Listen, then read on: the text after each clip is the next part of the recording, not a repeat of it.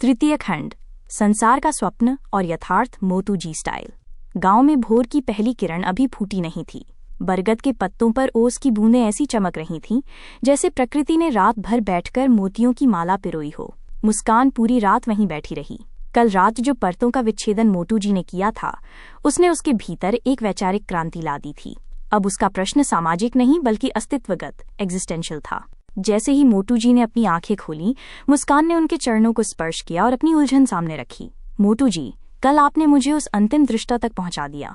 उस क्षण में सब कुछ बहुत शांत था, लेकिन जैसे ही सूरज निकला और मुझे घर की याद आई, वो शांति गायब हो गई। मुझे लगा कि ये दुनिया, मेरे माता पिता का रोना, समाज के ताने, ये सब बहुत असली, रियल हैं। आप इसे दृश्य कहते हैं, पर यह दृश्य मुझे काटता है, मुझे चुभता है। क्या ये सब सिर्फ एक भ्रम है? क्या मेरी पढ़ाई, मेरा करियर और ये शादी सब झूठ है? मोटू जी ने एक लंबी जम्हाई ली, अपने पेट पर हाथ फेरा और मुस्कुराते हुए बोले, अरे पगली, ई काहे रोना धोना मचा के रखी है? सवेरे सवेरे दिमाग के दही मत करो। बैठ, पहले ई समझ की असली का है और नकली का। उन्होंने बरगद की एक सूखी भूरी पत्ती उठाई जो अभी अभी हवा के झोंके से नीचे गिरी थी। उन्होंने उसे मुस्कान की हथेली पर रखा और बोले, देख, ई पत्ती के ई सापेक्ष सत्य और परम सत्य के बीच का अंतर समझा देगी। ई फिलॉसफी झाड़ना बंद कर और जरा देसी स्टाइल में समझ। 1. स्वप्न का विज्ञान, द एनालॉजी ऑफ ड्रीम। मोटू जी ने पूछा, मुस्कान, ई बता, कल रातिया के कौनो सपना वपना देखी थी का?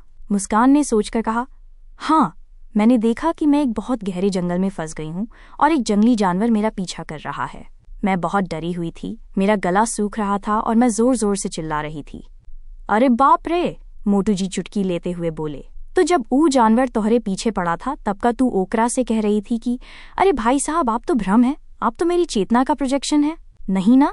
तब तो तुहार सिट्टी पिट्टी गुम थी, एकदम 100% सच लग रहा था ऊ जानवर। बिल्कुल, मोटू जी अपनी लुंगी ठीक करते हुए बोले, लेकिन जैसे ही तुहार आंख खुली, ऊ जानवर कहाँ गया? का ऊ ससुराल भाग गया? नहीं, ऊ कभी था ही नहीं। ऊ तो तोहरे दिमाग का खेल था, लेकिन जब तक तू सो रही थी तब तक ऊ सापेक्ष रूप से सत्य था। उन्होंने मुस्कान की आंखों में आंखें डाल के कहा, ई जे दुनिया देख रही है ना, ई भी एक लंबा सपना है, बुझली? मुस्कान सन्न रह गई। आप कह रही हैं कि ये दुनिया वैसी ही है जैसा मेरा वो सपना? हो, एकदम, मोटू जी हंसते हुए बोले। फर्क बस इतना है कि सपने में तू सोई थी, इसलिए सपना कहा, और ई दुनिया में तू अज्ञानता की नींद में सोई है, इसलिए इसे सच मान रही है। जिस दिन जाग जाएगी ना, उस दिन पता चलेगा कि ई सब तो पर्दा पर चलने वाली पिक्चर है। 2. सापेक्ष सत्य, नियम और खेल, the rules of the game. Muskan ने तर्क दिया, लेकिन मोटू जी, सपने में अगर कोई मुझे मारे तो जागने पर घाव नहीं मिलता, पर इस दुनिया में अगर मेरे पिता मेरी शादी कर दें तो मेरा पूरा जीवन बदल जाएगा।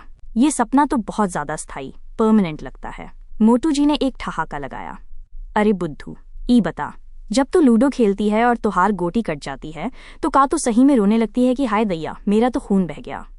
नहीं ना, क्योंकि तू जानती है कि ई खेल के नियम है। खेल के अंदर छक्का आना सच है, गोटी कटना सच है, लेकिन खेल के बाहर तो तू मुस्कान ही है ना। उन्होंने आगे समझाया, ई संसार के भी अपने नियम हैं। भूख लगी तो लिट्टी चोखा खाना पड़ेगा, चोट लगी तो दर्द होगा, लेकिन सवाल ई है कि तू कौन है? तू ऊ गोटी है जो पिटने से डर रही है, या तू ऊ खिलाड़ी है जो बस मजे ले रहा है? जब तू खुद को शरीर गोटी मानती है तो रोती है, जब तू दृष्टा खिलाड़ी बन जाती है तो जीत हार से तोरा घंटा फर्क नहीं पड़ेगा। 3. चेतना का दर्पण, the mirror and the reflection. Motu ji ने पास रखे पानी के लोटे की ओर इशारा किया। देख, ई पानी में बरगद का फोटो दिख रहा है ना? अब देख, मैं ई पानी को हिला देता हूँ। उन्होंने उंगली से पानी हिलाया। अब बता, का असली बरगद भी हिलने लगा? नहीं, मुस्कान बोली, बस यही तो समझना है। तुहार चेतना ऊ बरगद है, एकदम मस्त, स्थिर और टनाटन, और ई दुनिया ऊ पानी में दिखने वाला फोटो है। जब तुहार मन पानी अशांत होता है तो तोका लगता है कि तुहार जिंदगी फोटो बिखर रही है। तू फोटो ठीक करने के चक्कर में पड़ी है, जबकि तोका बस पानी शांत करना है। फोटो तो अपने आप ठीक हो जाएगी। 4. सत्य की कसौटी, द टेस्ट ऑफ रियलिटी। मोटू जी ने चुटकी बजाते हुए कहा, सुन, सत्य ऊ होता है जो कभी न बदले। अब तू खुद बता, तुहार बचपन बदल गया, ऊ झूठ था। तुहार जवानी बदल जाएगी, ऊ भी झूठ है। विचार तो ससुरे आते जाते रहते हैं, ऊ भी झूठ है। मुस्कान, जो ई सब बदलाव देख रहा है और खुद कभी नहीं बदलता, वही असली माल सत्य है। तोहरे बाबूजी का गुस्सा एक विचार है, आएगा और चला जाएगा। ई परेशानी एक लहर है, उठेगी और गिर जाएगी, लेकिन तू हमेशा रहेगी। जिसे तू कठोर यथार्थ कह रही है, ऊ तो बालू पर लिखी गई नाम की तरह है। एक लहर आएगी और सब साफ, बस किनारे बैठ के तमाशा देख, भीगने की जरूरत नहीं है। मुस्कान को अब समझ आ रहा था कि मोटू जी उसे दुनिया छोड़ने को नहीं, बल्कि दुनिया को देखने का नजरिया बदलने को कह रहे थे। वो अब एक बेबस लड़की नहीं, बल्कि अपनी ही जिंदगी की फिल्म को पॉपकॉर्न खाकर देखने वाली दर्शक बन रही थी। मोटू जी ने अंत में गमछा कंधे पर रखते हुए कहा, पगली, फिल्म में विलन आए या हीरो, स्क्रीन थोड़े न बदल जाता है। तू स्क्रीन है, कैरेक्टर नहीं।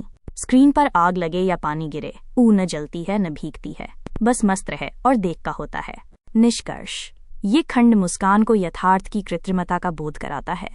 मोटू जी के इस देसी और मजाकिया अंदाज ने गहरी दार्शनिक बात को भी एकदम सरल बना दिया कि परेशानियां केवल मन के तल पर एक खेल हैं।